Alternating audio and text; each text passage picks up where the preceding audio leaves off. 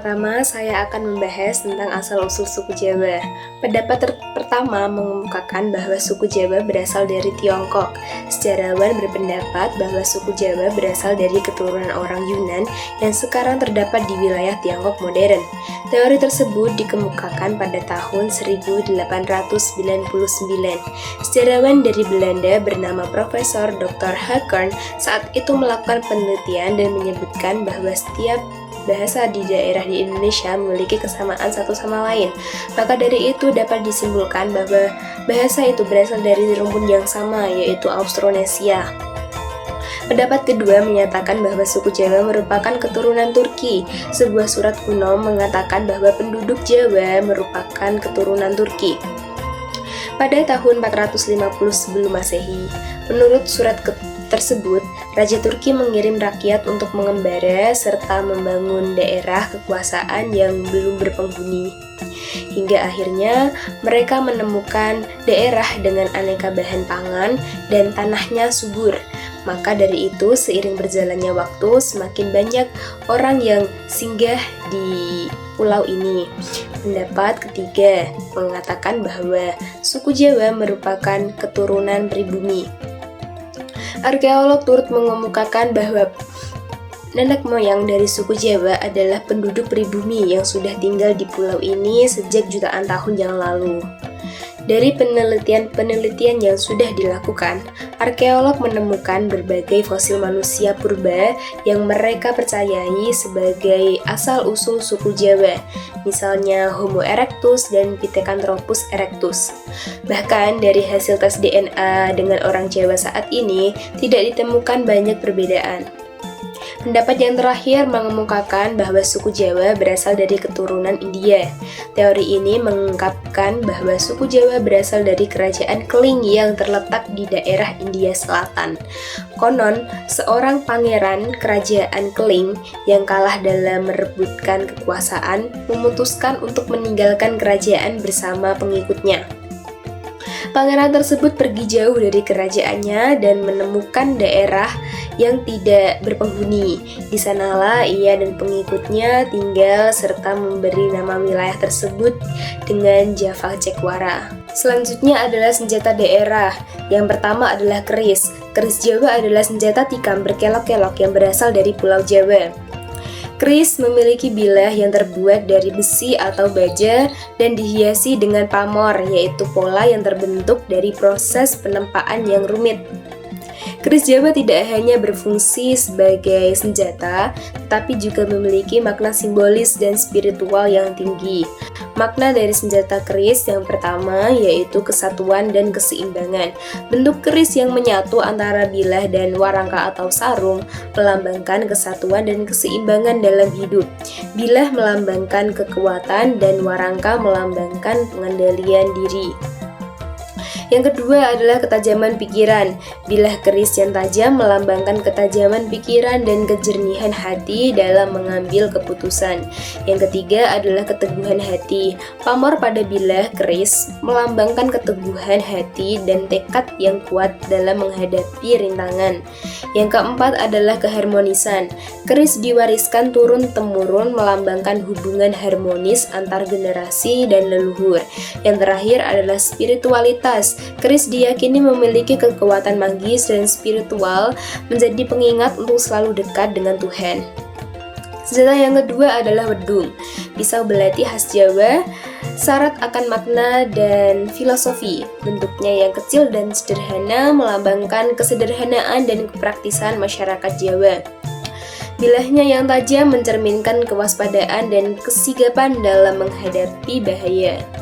Makna dari wedung yaitu kesederhanaan. Wedung tidak memiliki dekorasi berlebihan, mencerminkan nilai kesederhanaan dan fungsionalitas dalam budaya Jawa. Selanjutnya kebijaksanaan. Menggunakan wedung membutuhkan ketepatan dan kontrol, menandakan kebijaksanaan dalam bertindak. Selanjutnya keberanian. Membawa wedung menunjukkan keberanian dan kesigapan untuk melindungi diri dan orang lain. Selanjutnya kesetiaan. Wedung sering diwariskan turun-temurun, melambangkan kesetiaan pada tradisi dan leluhur. Senjata yang ketiga adalah pelenteng. Pelenteng adalah senjata tradisional khas Jawa Tengah yang terbuat dari kayu dan karet. Senjata ini memiliki bentuk seperti busur tanah tetapi dengan mekanisme yang berbeda. Pelenteng tidak menggunakan anak panah, melainkan batu atau peluru tanah liat yang dilontarkan dengan cara ditarik dan dilepaskan. Makna dari pelenteng yaitu kesederhanaan. Pelenteng terbuat dari bahan-bahan sederhana yang mudah ditemukan di alam seperti kayu dan karet. Hal ini mencerminkan filosofi kesederhanaan dan kemandirian masyarakat Jawa. Selanjutnya, keterampilan. Penggunaan pelenteng membutuhkan keterampilan dan ketepatan dalam membidik dan melontarkan batu. Hal ini mencerminkan filosofi tentang pentingnya latihan dan disiplin dalam mencapai tujuan. Selanjutnya adalah keberanian. Pelenteng adalah senjata yang digunakan untuk pertahanan diri dan berburu. Hal ini mencerminkan filosofi tentang keberanian dan kesigapan dalam menghadapi kebahaya. Keseimbangan. Pelenteng adalah senjata yang membutuhkan keseimbangan antara kekuatan dan akurasi. Hal ini mencerminkan filosofi tentang pentingnya keseimbangan dalam segala aspek kehidupan. Selanjutnya adalah rumah suku adat Jawa yaitu joglo. Yang pertama akan dibahas adalah tentang atap joglo. Atap joglo berbentuk seperti gunung melambangkan kesucian dan tempat bersemayamnya para dewa. 4 tiang utama joglo melambangkan 4 penjuru mata angin dan keseimbangan. Yang kedua adalah pendopo. Pendopo adalah ruang terbuka di depan rumah joglo yang melambangkan keterbukaan dan keramahan suku Jawa. Pendopo digunakan untuk menerima tamu dan berbagai kegiatan sosial. Yang ketiga adalah bangsal. Bangsal adalah ruang utama di dalam rumah joglo yang melambangkan keharmonisan dan kebersamaan keluarga. Bangsal biasanya dibagi menjadi beberapa ruangan seperti ruang tidur, ruang makan, dan ruang dapur. Dan yang terakhir adalah sitinggil. Sitinggil adalah ruangan yang terletak di atas pendopo dan merupakan tempat yang paling suci di dalam rumah joglo. Sitinggil digunakan untuk menyimpan benda-benda pusaka dan tempat bermusyawarah keluarga. 5 material utamanya adalah kayu jati yang melambangkan kekuatan, ketahanan, dan kesederhanaan dan kedekatan dengan alam. Pakaian adat suku Jawa. Pakaian adat suku Jawa ini ada banyak ya. Salah satunya itu kebaya yang dipakai untuk perempuan dan beskap yang dipakai untuk laki-laki. Yang pertama yaitu kebaya. Kebaya ini pakaian tradisional yang dikenakan oleh wanita Jawa. Pakaian ini terbuat dari kain tipis dan halus seperti katun, sutra, dan brokot. Kebaya memiliki ciri khas berupa potongan yang mengikuti bentuk tubuh, lengan panjang, dan kerah yang terbuka. Kebaya ini memiliki filosofi bahwa perempuan Jawa harus bisa menyesuaikan dan menjaga dirinya dimanapun mereka berada. Yang kedua itu pakaian adat Jawa untuk laki-laki. Pakaian adat Jawa untuk laki-laki itu biasanya beskap yang diikuti dengan jari, belangkon, dan juga keris. Pakaian adat Jawa untuk laki-laki yaitu beskap. Beskap itu baju atasan berwarna yang biasanya berwarna hitam atau memang berwarna hitam, polos dengan kerah cekak. Filosofinya melambangkan kegagahan dan ketegasan. Jari yaitu bagian bawah. Kain batik yang dililitkan di pinggang di bagian bawah sebagai bawahan. Filosofinya melambangkan kesederhanaan dan keanggunan. Yang ketiga itu blangkon. Blangkon, hiasan kepala berwarna hitam atau biasanya bermotif batik gitu. Itu filosofinya itu melambangkan kebijaksanaan dan kepemimpinan. Yang keempat itu keris atau senjata keris, itu yang biasanya ditaruh pinggang itu filosofinya melambangkan keberanian dan kehormatan. Terus ada pakaian adat Jawa itu yang bernama basahan. Basahan Jawa adalah pakaian adat Jawa yang digunakan dalam berbagai acara adat seperti pernikahan, penobatan raja, dan ritual keraton lainnya. Basahan terdiri dari beberapa bagian, yaitu kain batik, kemben, samping, dodot, keris. Kain batik yang pertama itu kain batik yang digunakan untuk basahan biasanya memiliki motif-motif tertentu yang mengandung makna filosofis. Contohnya motif barong yang melambangkan ketajaman dan kewibawaan, atau motif sido mukti yang melambangkan kesejahteraan dan kemakmuran. Yang kedua itu kemben. Kemben adalah kain yang dililitkan pada dada untuk menutupi bagian atas tubuh.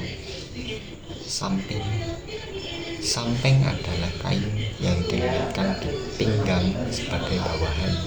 Jadi dia dililitkan sebagai bawahan di sini di pinggang. Terus dodot adalah kain panjang yang dihiasi dengan prada dan dikenakan di bagian belakang tubuh. Terus ada keris. Keris adalah senjata tradisional Jawa yang disimbolkan sebagai kehormatan dan keberanian.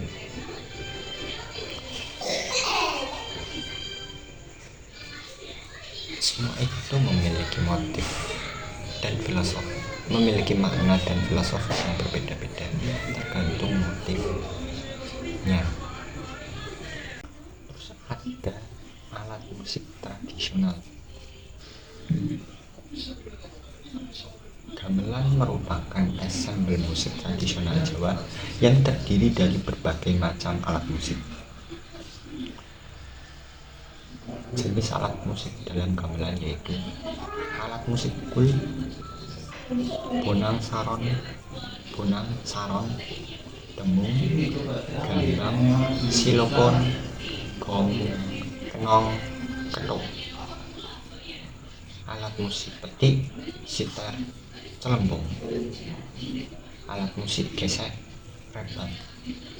Alat musik tiup, seruling. Fungsi gamelan ini mengiringi pertunjukan tari wayang, ritual adat, dan acara-acara lainnya. Contohnya itu kendang.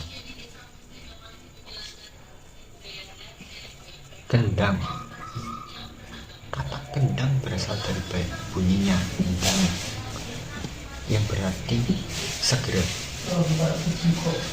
Maknanya manusia harus segera beribadah dan beraktivitas dengan tujuan jelas. Bunyi tok yang dikendang melambangkan mantuk atau setuju, menunjukkan kesepakatan dan kebersamaan. Bentuk kendang yang membulat melambangkan keseimbangan dan kesempurnaan. Dua sisi kendang lanang dan kendang wadon, mewakili konsep dualitas dan kesatuan seperti laki-laki dan perempuan.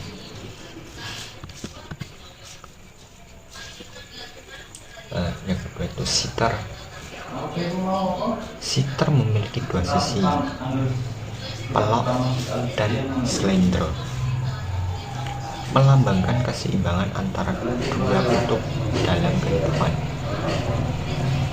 Senar sitar yang direntang dengan ketegangan yang tepat menghasilkan harmoni yang indah, melambangkan pentingnya keseimbangan dalam mencapai kesatuan.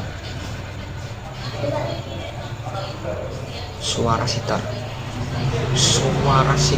yang lembut dan jernih mencerminkan nilai-nilai kesopanan dan kejernihan inti dalam budaya Jawa. Petikan yang halus. Cara memainkan sitar yang membutuhkan ketelitian dan kelembutan mencerminkan pentingnya kesabaran dan ketekunan dalam mencapai kesempurnaan. Gong.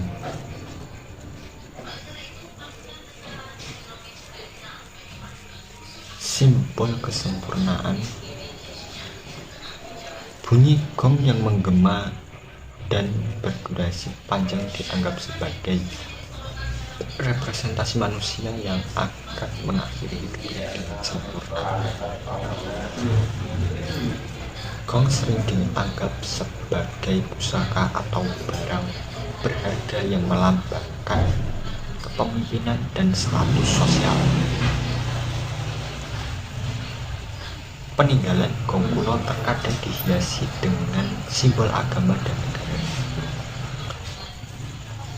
menandakan fungsinya sebagai pengingat pentingnya kerukunan dan kedamaian.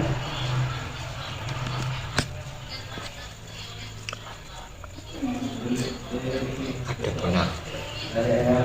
Bonang dalam satu set gamelan biasanya terdapat 2 demung. Keduanya memiliki versi pelok dan selendro. Demung menghasilkan nada dengan oktav terendah dalam keluarga balungan. Saron berbentuk seperti demung tetapi punya oktav yang lebih tinggi. Saron dimainkan dengan cara dipukul menggunakan pemukul kayu seperti palu. Gambang dibuat dari bilah kayu maupun bambu, biasanya terdiri dari 16 hingga 25 bilah yang dimainkan dengan alat pukul. Slentem menghasilkan dengungan nada rendah atau melengking yang mengikuti nada alat musik balungan lain. Sekian dari saya. Di sini, saya akan melanjutkan penjelasan mengenai alat musik tradisional. Alat musik tradisional Jawa diantaranya adalah gender. Gender adalah alat musik yang bentuknya mirip slentem, tetapi lebih kecil, dan jumlah wilahnya lebih banyak. Biasanya terbuat dari logam dan dimainkan dengan cara dipukul dengan pemukul kayu. Selanjutnya adalah suling. Suling merupakan alat musik yang terbuat dari bambu dan dimainkan dengan meniup lubang-lubang yang terdapat pada suling. Yang terakhir adalah rebab. Rebab merupakan alat musik yang terbuat dari kayu dengan sebuah dawai yang direntangkan dari atas ke bawah, kemudian ditarik kembali ke atas. Selanjutnya, saya akan menjelaskan mengenai lagu tradisional suku Jawa, di antaranya yaitu Lir Ilir.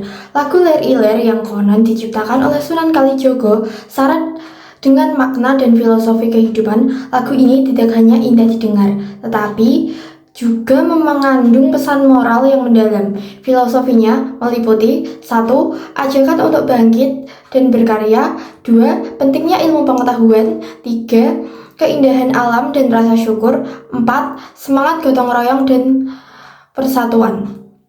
Secara keseluruhan, lagu Lir Ilir mengandung filosofi hidup tentang pentingnya memanfaatkan waktu, menuntut ilmu, bersyukur atas nikmat Tuhan, dan bekerja sama untuk mencapai tujuan bersama. Lagu ini menjadi pengingat bagi manusia untuk menjalani hidup dengan bermakna dan bermanfaat bagi orang lain. Selanjutnya, yaitu Sluku-Sluku Batok. Jawa Tengah mempunyai makna yang dalam tentang kehidupan manusia. Secara harfiah, Sluku-Sluku Batok dapat diartikan sebagai berjalannya kepala atau menjalani kehidupan. Berikut adalah filosofinya. Pertama, balance antara dunia dan akhirat. Lagu ini mengingatkan kita untuk tidak hanya fokus bekerja mencari nafkah, tapi juga butuh istirahat dan bisa menjalankan ibadah dan kehidupan dengan baik. Istirahat di sini termasuk menjaga kesehatan mental dan fisik. Kedua, pentingnya mengingat Tuhan.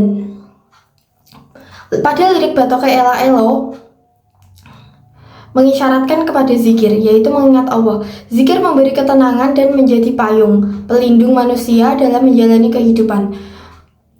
Ketiga, kematian bisa datang kapan saja. Wong mati ora obah. Artinya, setelah meninggal manusia tidak bisa berbuat apapun. Lirik ini mengingatkan untuk memperbanyak amal baik selama hidup. Yang terakhir, yaitu Gundul-Gundul Pacul. Gundul-Gundul Pacul adalah lagu daerah Jawa Tengah yang terkenal dengan liriknya yang jenaka dan mudah diingat. Lagu ini sering dinyanyikan anak-anak dan telah menjadi bagian dari budaya Jawa. Berikut adalah filosofinya. Gundul-gundul pacul-cul gembelengan menggambarkan pemimpin yang bekerja keras dan merakyat, bukan pemimpin yang hanya mementingkan diri sendiri. Nyonggi-nyonggi wakul-kul gembelengan melambangkan pemimpin yang mengemban amanah rakyat dengan penuh tanggung jawab. Kesederhanaan Gundul dan Pacul mewakili kesederhanaan dan kerendahan hati seorang pemimpin. Kesejahteraan rakyat Wakul berisi nasi yang melambangkan tugas pemimpin untuk mensejahterakan rakyatnya. Selanjutnya, saya akan menjelaskan mengenai makanan daerah. 1. Soto Kudus. Soto Kudus adalah hidangan khas Kudus, Jawa Tengah yang terbuat dari suiran daging ayam atau kerbau, tauge, dan kuah bening berbumbu rempah. Kuah soto Kudus terbuat dari rebusan daging ayam atau daging kerbau yang dicampur dengan bawang merah, bawang putih, jahe, kunyit, dan salam, serta serai.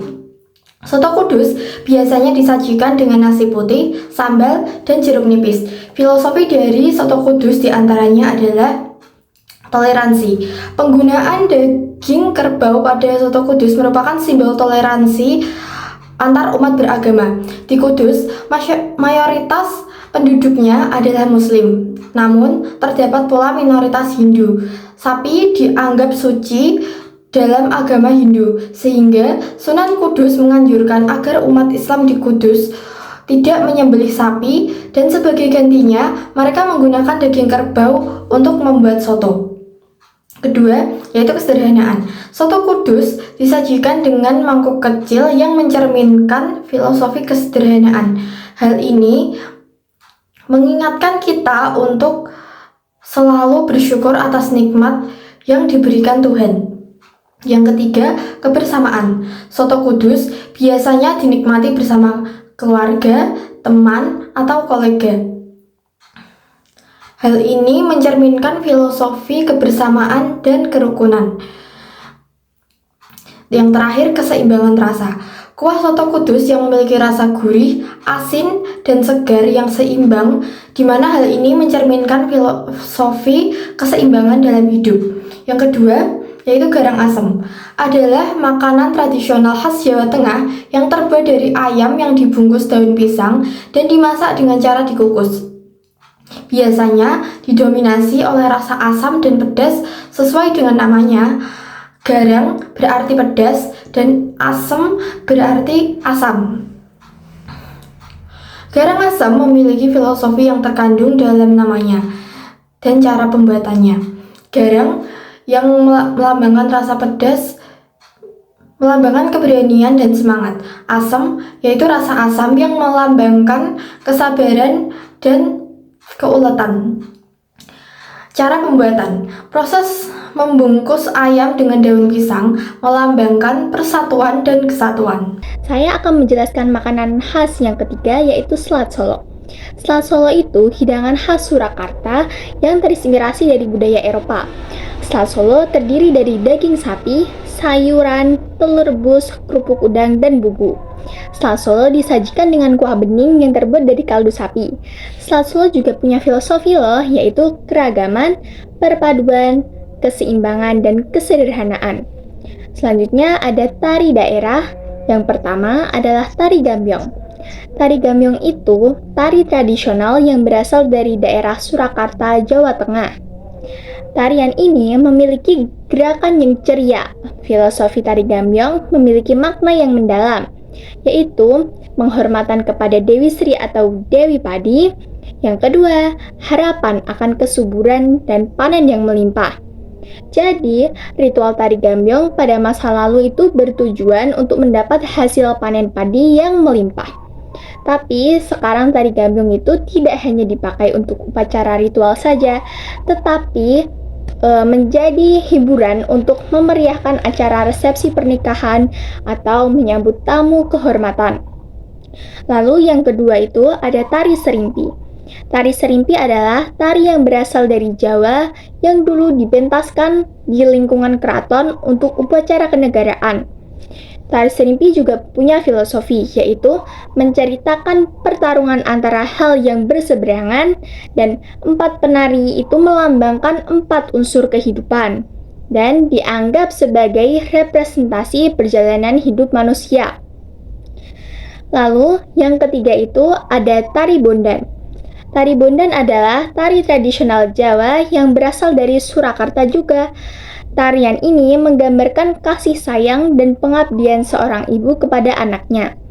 Filosofinya adalah yang pertama, kasih sayang seorang ibu, yang kedua, pengabdian seorang ibu, yang ketiga, kesabaran seorang ibu, keempat, keteguhan seorang ibu, dan kelima adalah harapan seorang ibu.